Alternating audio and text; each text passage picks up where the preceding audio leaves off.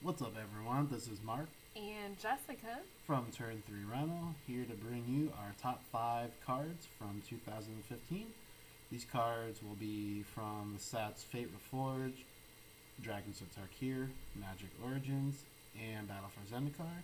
And these cards are mostly just our favorites from these sets, cards that we enjoyed playing or we enjoyed the story around. Not so much cards that saw a lot of play in different decks or formats of Magic, or cards that were particularly valuable or expensive. So that's what our list is going to be focusing on, and I hope you guys enjoy. So the number 5 card on our list is Adefendance Kintree Spirit. And for me, the reason why this card makes the list is mostly because of the lore. I really love the Abzan and Anafenza's story coming out of Khans of Tarkir, and I was just really bummed that when Dragons of Tarkir came out and they started spoiling the different cards, that it turned out that Anafenza was killed. And the story behind that is, kind of sad but very heroic at the same time. So to me, this card makes the list because of the lore behind it, and being more of an Abzan player myself, that's why I put her on. And for me, Anafenza represents a lot of what we don't typically see in women, which is a big, strong, fearless, fierce warrior. And really, for me, that's what drew me to her. Mark and I scuffed it out for all the cards that could have made the list, but Anna Fenza to me is one of his favorites, but she grew on me as well. Yeah, and it's definitely, as far as story wise, something that anyone can really relate to, and it's a story that people can get drawn into. And as far as the card itself, it does see some play in like mono white decks, um, but nothing too crazy. It definitely hasn't made a huge impact, but we'll see going forward. We got Oath of the Gatewatch coming out. There is some support for 1/1 counters, and who knows? Maybe we'll see Kintree Spirit make more of an impact once Oath of the Gatewatch comes. So we'll see what happens from there, and get ready for our number 4 pick.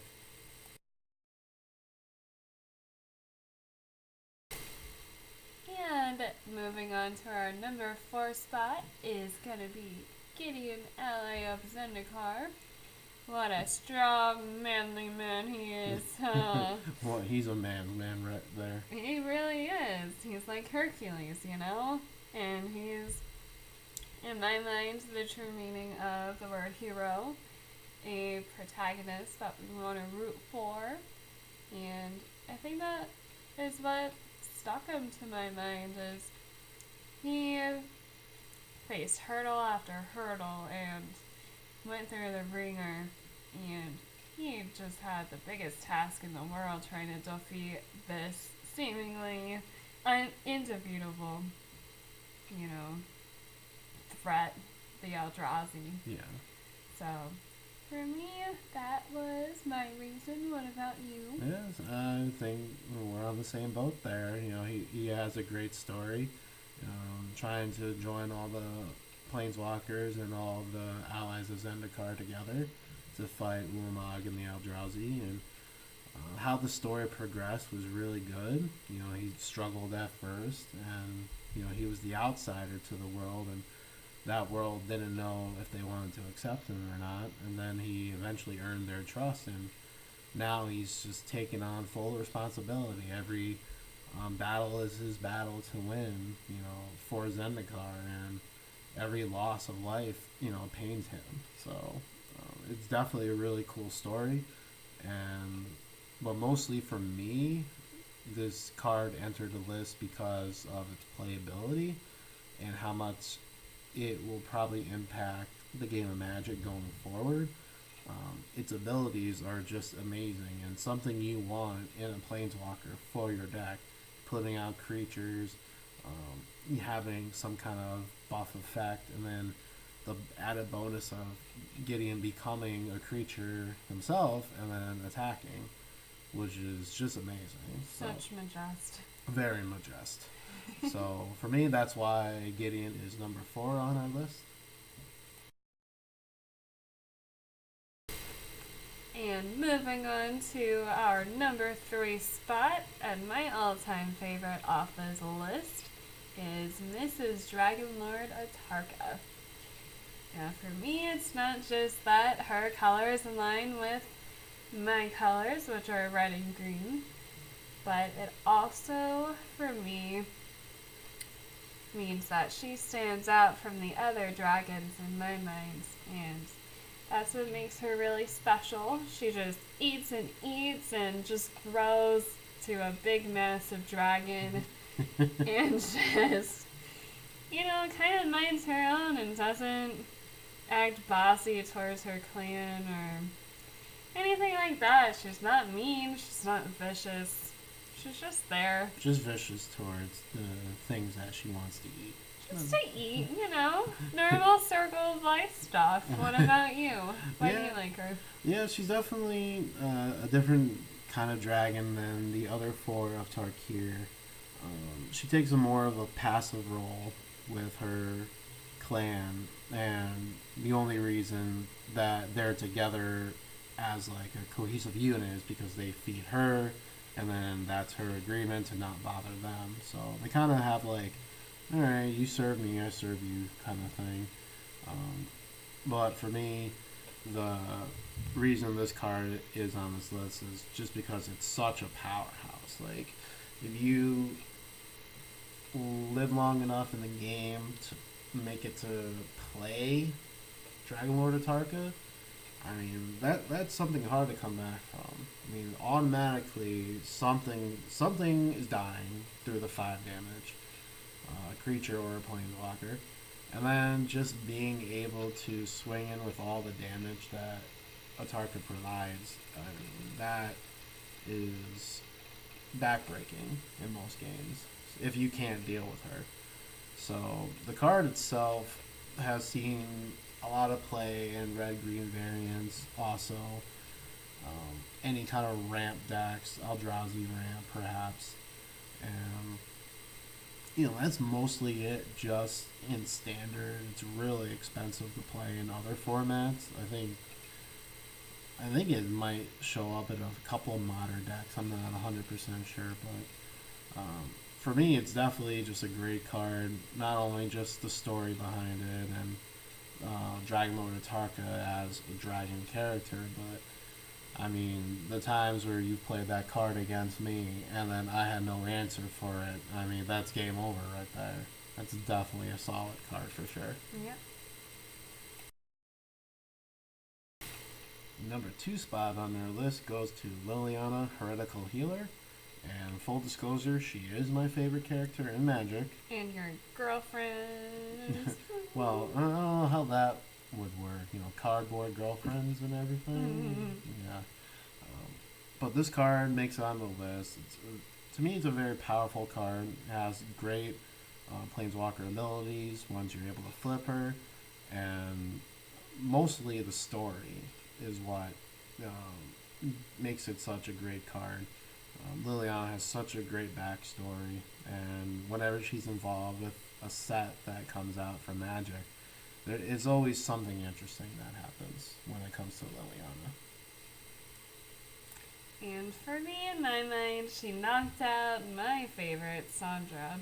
And Mark and I were debating for a long time, but I think Lily deserves this spot, She has been around for so long and has played a pivotal role in so many different stories leading up until now. And we find her origin story, and then we kind of feel really sorry for her trying to save her brother and all that. So for me, that's what kind of clinched me to her.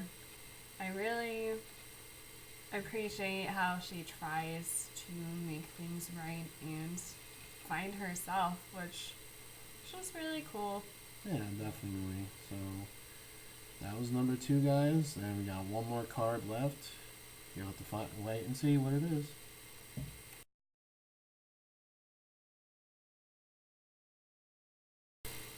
And I am honored to bring you our number 1 spot for our top 5 cards of 2015.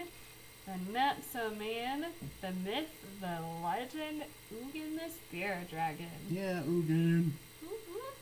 And now, this year, I don't think any of these sets would have been where they were without this guy. Yeah, his role in Favorite Forge definitely helped shape a lot of the events that Magic had going forward. I mean, with the help of Sarkhan, he changed literally the history of Magic, which is pretty major, doing that. And as far as a card and its playability, ever since it came out, it found homes in decks. A lot of green-red decks, a lot of the ramp decks. And now you're seeing Ugin show up in a lot of the Eldrazi decks, along with some modern decks of Tron, which, if you can find a home in multiple different formats, you're a good card. And definitely Ugin the Spirit Dragon is probably the best card of this year, in my opinion. And, I don't know what else there is to say other than Ugin's pretty kick-ass. As a card and a character. And going into our pre-release event for Fate Reforged, we looked forward to nothing more than drawing one of him. Oh yeah, all I could think about was just pulling one, either a regular Ugin the Spirit Dragon or the promo one, which would have been nice. The guy in front of me actually pulled the promo Ugin, and I was just like, oh, if only the person handing out the packs would have just switched, and then I would have gotten that pack. But I remember opening a lot of Fate Reforged and hoping to get an Ugin, and luckily I did. And that kind of drive and want of that card and that character kind of speaks volumes as to where he was on our list. So. Yeah, oh definitely. And it was really, really a challenge to narrow this list down to 5, because I think we started out with 20 different cards, and we broke it down from there. And it was crazy, a lot of back and forth, but it was a lot of fun. I hope you guys enjoyed this video. If you'd like to see more top 5 or whatever videos like this, let us know in the comments below. Share, subscribe. Let us know whether you agree or disagree with this list. Yeah, let us know your top cards of 2015. I'm sure everyone has their own and that they've really connected with. And I mean, we could go on about these cards. Mm-hmm. And we would look forward to what's in store for us in 2016. Oh yeah, there's a lot of big things coming up. So, alright guys, thanks again for watching, and we'll see you next time.